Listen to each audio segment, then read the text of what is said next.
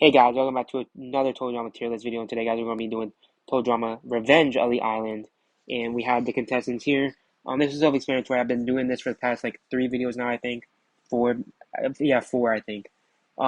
You should know by now, and if you don't, they're self-explanatory anyways. So yeah, here we go. Anne Maria. I do think she was good. And by the way, I will be giving my thoughts on the entire season at the end of the video like I've been doing for the rest of the seasons. Anne Maria, I do think she was good. Not amazing, not great, or anything like that for the simple fact that she was really only interacting with Mike and Zoey. Um, I mean, that's pretty much it. She was pretty much only interacting with them, so she didn't really get to branch out. Sometimes she would interact with Brick, I do remember, but like outside of that, she wasn't really doing much of anything, which is fine. She didn't really need to do a lot. She's a good parody of, I forgot what she was parody of, like reality beach or whatever. It's something like that. Beach shore. I don't know. I don't forget what the name was called, but she was a fine character. There's not really much to touch upon with her. The way she was eliminated was kind of stupid, but it's fine. It's not a big deal. B, I feel like B is also good. Um, I wouldn't put him in grade or anything. B was just good the way he was, and yeah. So I mean, there's not much to talk about with B other than the fact that he was sort of, I don't want to say Scott's first enemy, but he was one of the first people Scott got out. Maybe he was Scott's first enemy actually. I forgot, but it doesn't really matter if he was or wasn't. Um, so I mean, like outside of Scott, he really didn't do much. I do find the character to be unique, personally, with how he never really talked. That was very interesting and unique. It really makes him stand out, even if most of the viewers or the, I don't want to say casual fan base, but most of the people who watch Revenge of the Island sort of forget about him. I do think he's still unique in that sense. So yeah, I would put him in good. There you go. Brick has always been one of my favorite characters out of this world here. Um, I mean, he was honestly, I didn't expect this on a rewatch, but he was honestly one of the main characters in the pre-merge. Like, he he was there doing like he was there having a lot of screen time in the pre-merge. I was decently surprised, pleasantly surprised, I should say. His stuff with Joe was obviously entertaining. His stuff with Dawn, it only happened for a little bit, but that was great too. His stuff with Lightning obviously was good. Every interaction he had was good, and his elimination is one of the best in the series. Even if I do wish he made the merge, the salute with Mike, Zoey, and Cameron was a lot of people's favorite moment of those three characters in general, if they don't like them.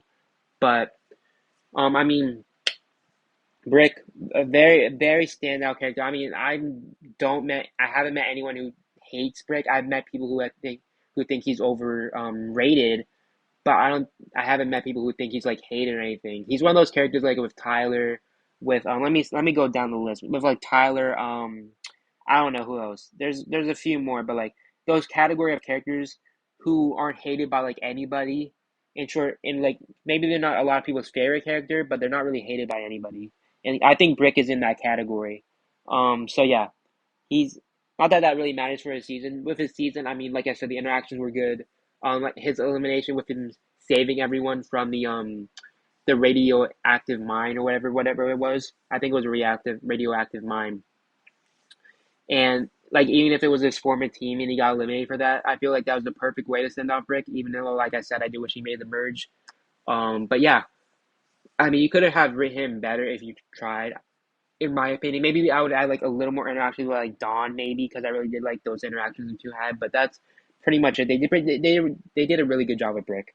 Cameron, I have Iron Cam just so I can use like the alternate version of Cameron wherever he is in the All Stars video.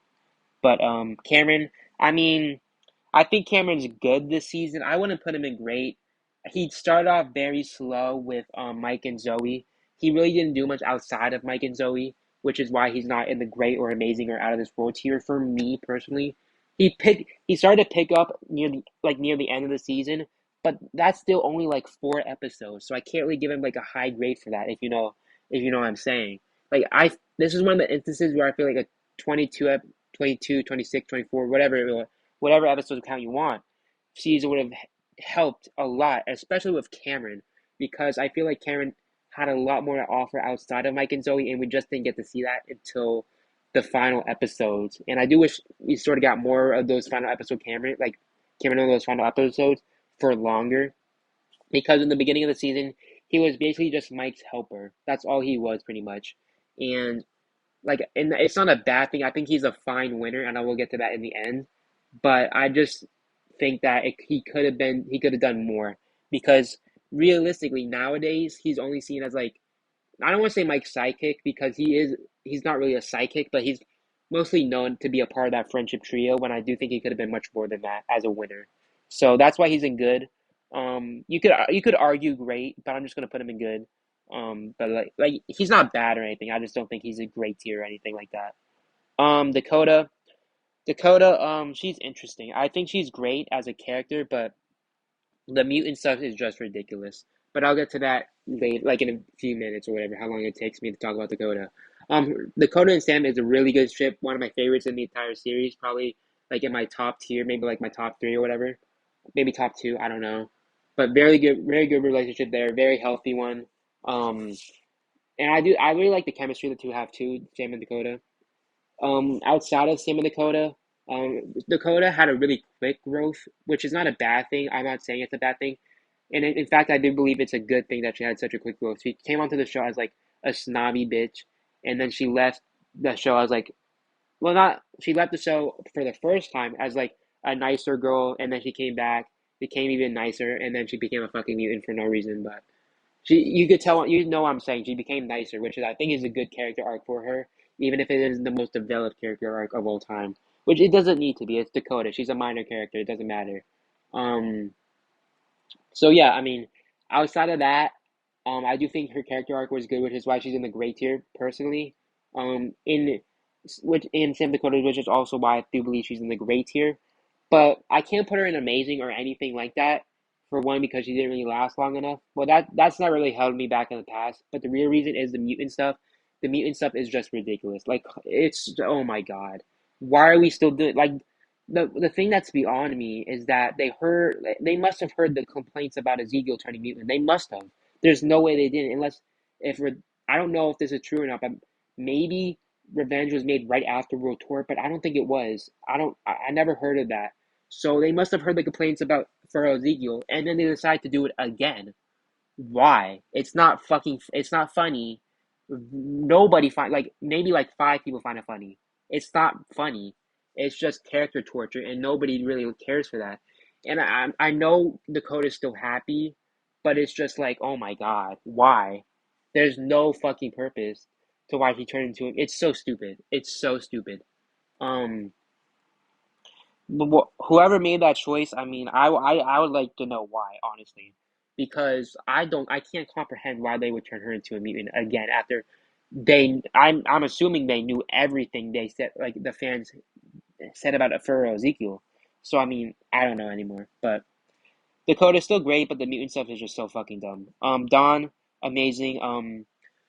I am a Dawn fan, you could say. There was a period of time in the fandom, if you've been around long enough, where she was overly loved, and I still agree with that. But I do still think she's an amazing character for what she is. Um, a gimmick character, sure, but a fun one at that. Her interactions with Zoey are amazing. Her interactions with Brick are amazing. Her interactions with who else was there?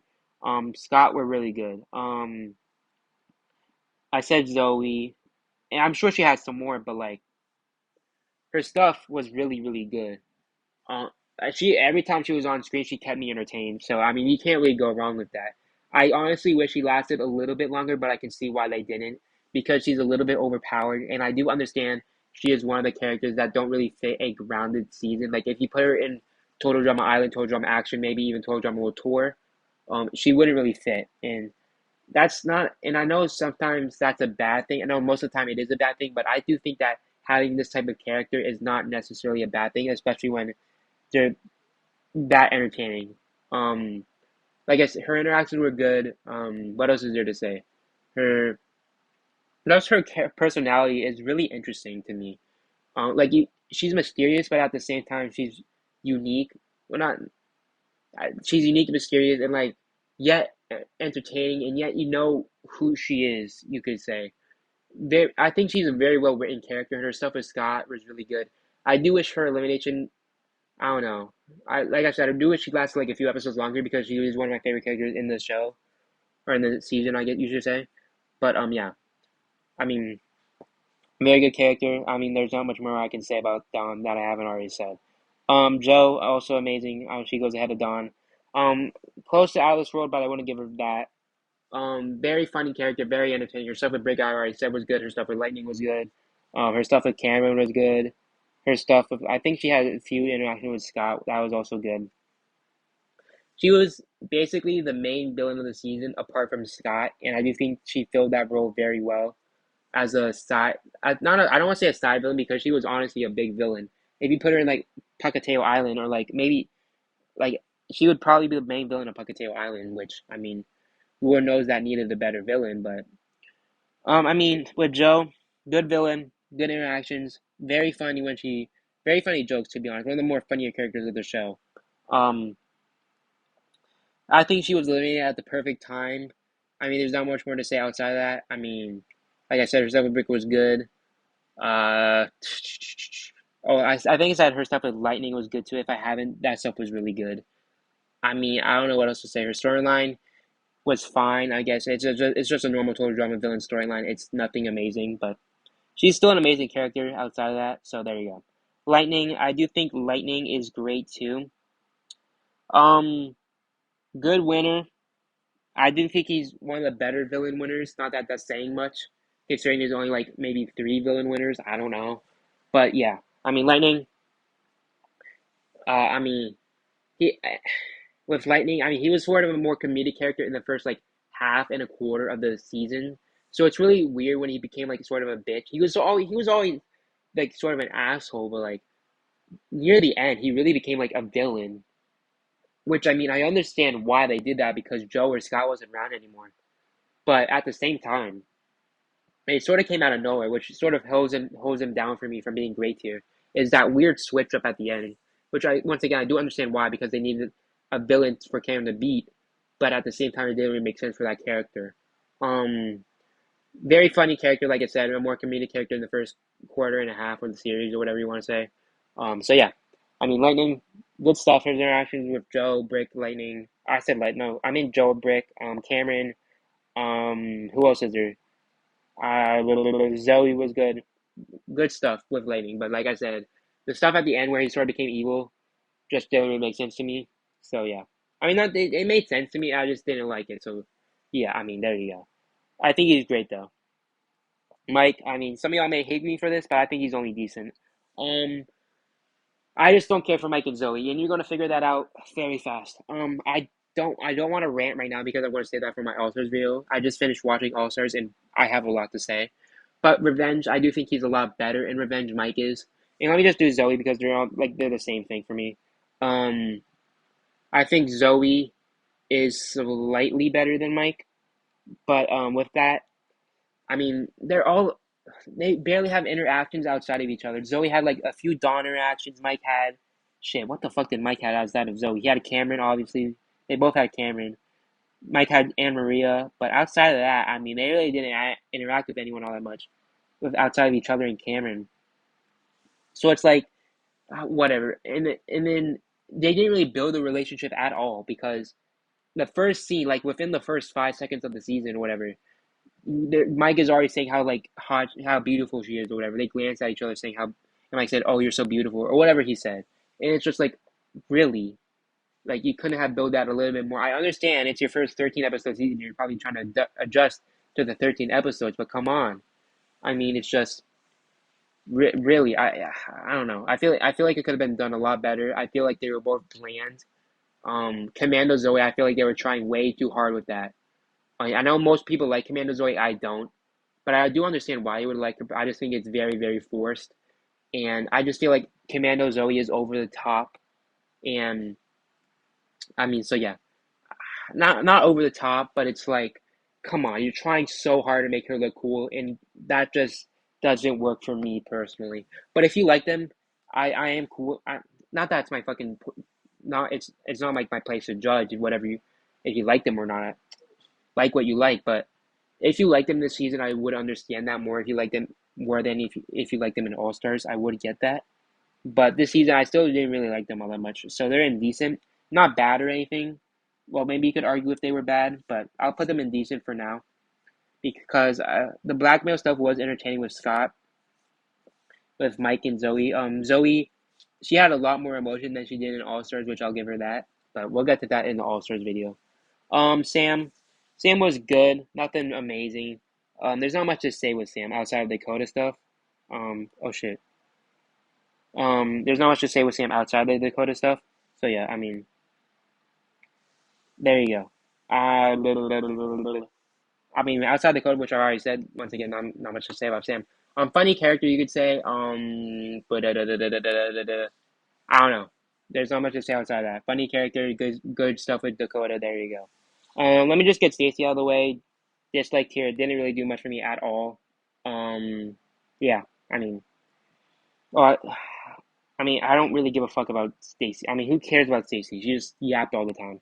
Scott, some of y'all may be surprised about this, but I think Scott's only in the good tier. I didn't care for him as a villain personally.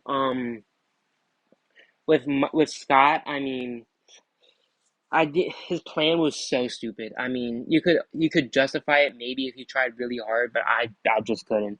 Um, his plan was he should lose all the time so he can get out his teammates, which I mean, why?